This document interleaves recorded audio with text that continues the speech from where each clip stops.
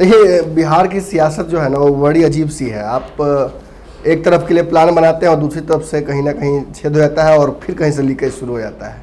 अगर लालू यादव होते तो आज एक्टिव, मतलब बिहार की राजनीति में, हम ये नहीं कर रहे कि वो नहीं है, वो हैं, लेकिन एक्टिव नहीं है बिहार के पॉलिटिक्स में। कहीं ना कहीं स्वास्थ्य कारणों से बंद है, जेल में भी हैं और बहुत सारी समस्याएं हैं। लेकिन राजद की समस्याएं लालू प्रसाद यादव के गैर हाजिरी में सॉल्व होने का नाम नहीं ले रही हैं। रघुवंश प्रसाद एम्स में बैठे हुए हैं और अब खबर आ रही है कि कोरोना के कारण उनकी तबीयत तो खराब ही है, राजद की भी तबीयत खराब हो गई है, राजद को भी कोरोना हो गया है। अब मेरी बातें बुरी लगे तो माफ़ कीजिएगा, लेकिन सच्चाई यही है। आपने खबर सुन ली है कि 5 MLC राजद के, यानी 8 MLC में से 5 यानी दिलीप राय, राधाचंद्र सेठ, कमरे आलम, रणविजय सिंह और संजय प्रसाद, ये 5 लोग निकल चुके हैं बाहर। इसके अलावा अब बचते हैं 3 ही लोग, राबड़ी देवी, रामचंद्र पूर्वे और सुबोध राय। इन 3 MLC के अलावा राजद 3 और MLC बनाएगी इस बार अपने संख्या बल के आधार पर, लेकिन वो तो तब होगा ना जब वो चुनाव होगा।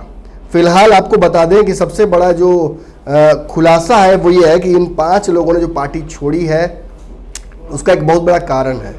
हालांकि अलग अलग चैनल्स अलग अलग तरीके से इस खबर की विवेचना कर रहे हैं और कारण बता रहे हैं, लेकिन मैं आपको बता दूं कि अंदरूनी सूत्र पहले भी ये बात बता चुके हैं। और मैंने जब आपको बताया था अपने पंचनामा के दौरान कि कौन से वो लोग हो सकते हैं जो इस बार MLC पद पे क्वालिफाई कर रहे हैं राजद की तरफ से, तो उसी समय बवाल हो गया था। आपको मैंने एक कहानी भी सुनाई थी और ये बताया था कि एक नया चेहरा जो कि राजद से जुड़ा हुआ नहीं है बहुत, वो इस बार MLC बन सकता है। और उसमें बिस्कुमान के जो अध्यक्ष थे उनका भी मैंने नाम बताया था आपको, और मोहम्मद फारूक जो कि मुंबई बेस्ड एक बिजनेसमैन है उनका भी नाम बताया था। हालांकि अभी फिलहाल सबसे तगड़ा नाम चल रहा है मोहम्मद फारूक, जो कि मुंबई बेस्ड बिजनेसमैन है, प्रॉपर्टी डीलर हैं, बहुत सारे इन्वेस्टमेंट कर रहे हैं और अब वो बिहार में अपनी जो बिजनेस है उसको बढ़ाना चाहते हैं। तो राजनीतिक महत्वाकांक्षाओं को भी चाहते हैं कि एक पंथ दो काज हो जाए, लेकिन ये बात पार्टी के कार्यकर्ताओं को नागवारा गुजर रही है। और आपको पता होगा कि राघोपुर से उठकर आया था एक पूरा समूह राजद कार्यकर्ताओं का और उसने राबड़ी देवी के आवास के बाहर हंगामा भी किया था, लेकिन उस हंगामे को किसी तरह से दबाया गया। उसके बाद आज एक बड़ी खबर आई है कि 5 MLC ने पार्टी छोड़ दिया है। और आपको बता दें असली कारण कि इन 5 MLC ने पार्टी क्यों छोड़ा है।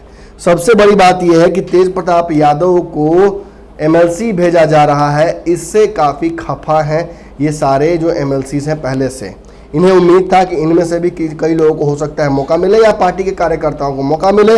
कई लोग कह रहे हैं कि नीतीश कुमार की भी कहीं ना कहीं सोची समझी साजिश है।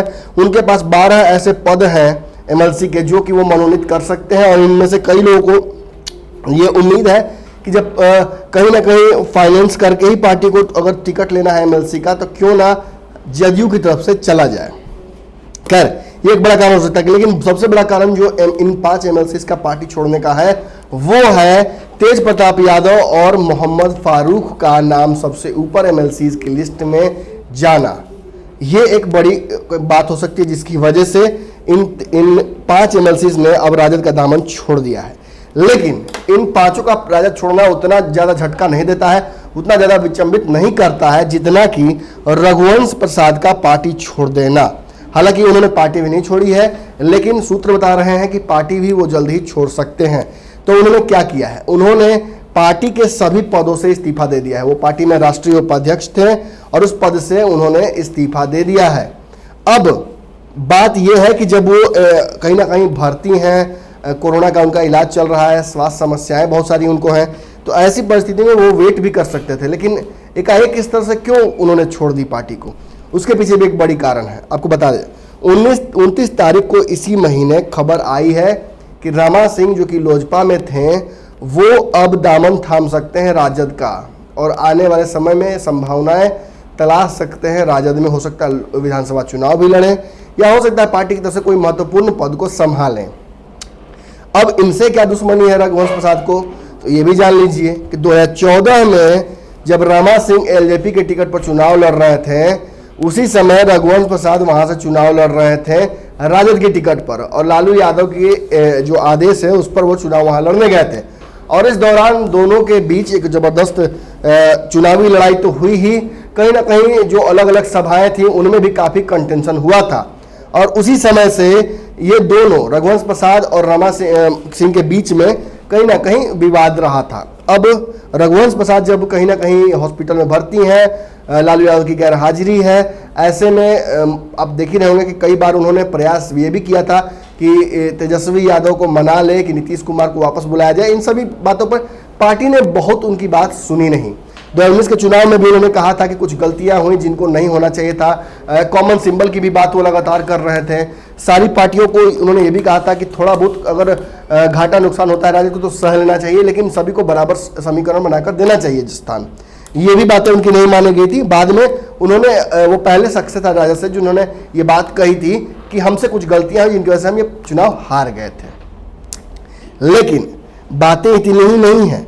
रमा सिंह का 29 तारीख को ऑलमोस्ट तय हो गया था राजद में जाना, और तेजस्वी यादव से लगातार बातचीत उनकी हो रही थी, और इस कारण से भी कहीं ना कहीं सीधे तौर पर कहा जा सकता है कि काफी खपा थे रघुवंश प्रसाद। 2014 में इन्होंने ये चुनाव लड़े थे और वहां से हार गए थे।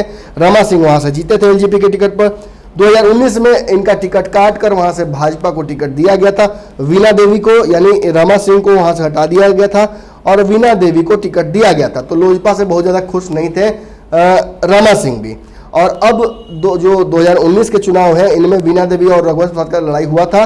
अनफॉर्चुनेटली रघुवंश प्रसाद वो भी चुनाव हार गए थे, क्योंकि उस चुनाव में तो 2019 में एक ही सीट बस जीत पाई थी पूरी महागठबंधन, वो भी थी किशनगंज की एक सीट।